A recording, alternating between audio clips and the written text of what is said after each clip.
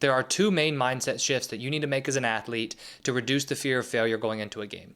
Number one is you want to be more process focused, and number two is you want to see failure as a learning experience. So what we're going to do is go into both of those mindset shifts, and I'm going to explain how you can actually make that shift for yourself. But first, what is the fear of failure? The fear of failure in sports means that you are afraid of what might happen if you make a mistake. This fear is typically going to cause you to underperform due to the timidness that you often play with. Right? If your goal is to go out there and not make a mistake, all of a sudden you're not out there playing as aggressively as you would, since your goal isn't necessarily to succeed. Now, I know that's a subtle difference right there, but when you don't have the fear of failure, you're going out there trying to succeed, trying to play well, but with the fear of failure, you're trying to avoid mistakes. And to avoid mistakes, you don't necessarily need to play your best.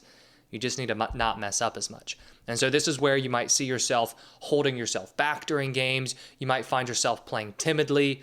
But overall, we know that the fear of failure in sports is going to lead you to not perform up to your potential, which is why it's so crucial for you as an athlete to work on reducing this fear of failure.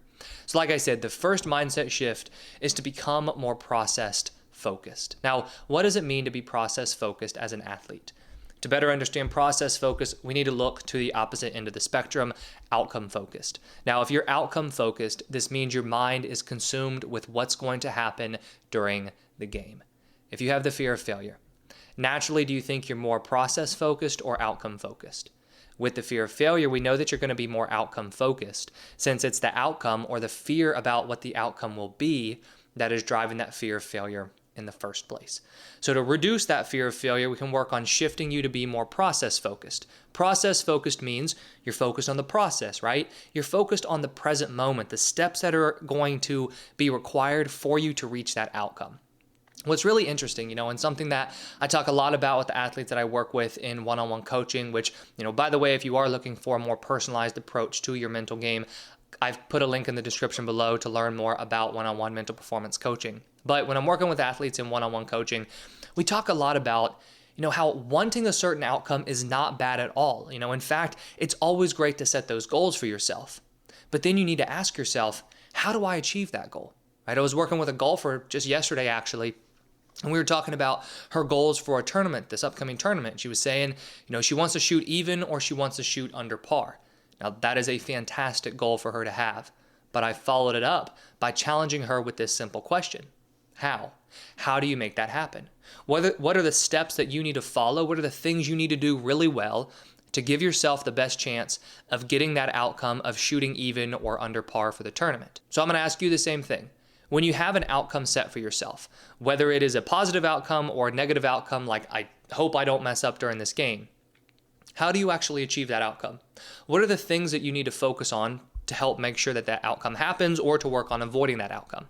Those steps or those things that you need to do are known as the process. To become more process focused as an athlete, you need to give your attention to the small details or the small steps that lead to the outcome that you want. Now, how you can actually be process focused going into games and even during practice is by setting yourself process-based goals, right? Things that you can focus on that are part of the process that are going to lead to the outcome that you want. To help get yourself a better understanding and a better idea of, what the steps are that lead to the outcome, I encourage you to make a list of everything that is controllable about your game. The reason that this list helps is because the outcomes you're worried about 9 times out of 10 are not 100% controllable, right? Simple example would be that golfer shooting even or shooting under par. Now that's not 100% within her control because there are a lot of factors that are going to go into what she shoots that day. But instead, what would be in her control is focusing on her pre-shot routine, making sure that she has a good post-shot routine, making sure she responds to bad shots well, making sure that she is in a good mindset going into the tournament, right? So she does a pre-competition routine. Those are some examples of pieces of the process that are controllable for her. For yourself, make that list of what's controllable for you within your game. Then what you can do is actually focus on maybe 1 or 2 of those things and make sure that you're doing them as well as possible. So once I have an athlete outline a list of things that are controllable, I then have them go back and think, okay, so based on this list, what am I doing really well right now? right? Kind of check those off. And then you think, okay, well, what am I not doing that well right now that if I gave a little bit more attention to, it would increase my chances of reaching the outcome that I want. So that's the first mindset shift that you want to make as an athlete to reduce the fear of failure. Become more processed, focused.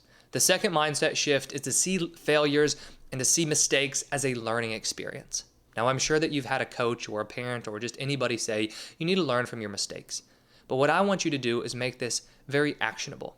The way that you make it actionable is by having a post-game or post-practice evaluation where you begin to go back and you look at your mistakes, you examine them, and then you work on thinking about how you can make an adjustment moving forward, whether it's going into the next practice or the next game. That's a really great way that you can begin to change the way you see mistakes. Seeing them, you're taking them from something that you see as a negative and turning them into something that's more of a positive, but especially a productive aspect of your game. Now, once you're used to going back after practice and after games and evaluating your performance and looking at the mistakes and thinking, okay, well, what can I learn? How am I going to improve from this moving forward?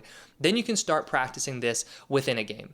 Within a game, it's going to involve bouncing back very quickly from mistakes by quickly looking at why the mistake happened, trying to make the adjustment, and then getting yourself to move on. The reason that this mindset shift helps so much with the fear of failure is because when you're afraid of making a mistake, we know that mistakes are seen as something that is extremely negative, right? You would not be afraid of mistakes if you saw them as something positive or a productive part of your game.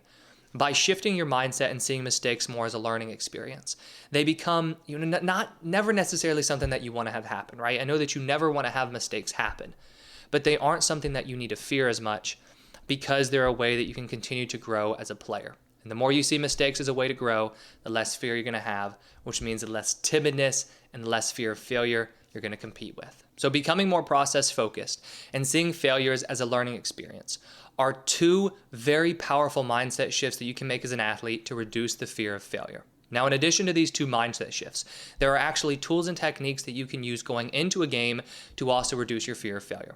So I've linked another video right here that goes into a few different pregame exercises that you can use to reduce your fear of failure as an athlete. And I hope you enjoyed this video, and if you did, please hit that like button and subscribe if you haven't already. I put out new videos each week on sports psychology and mental training.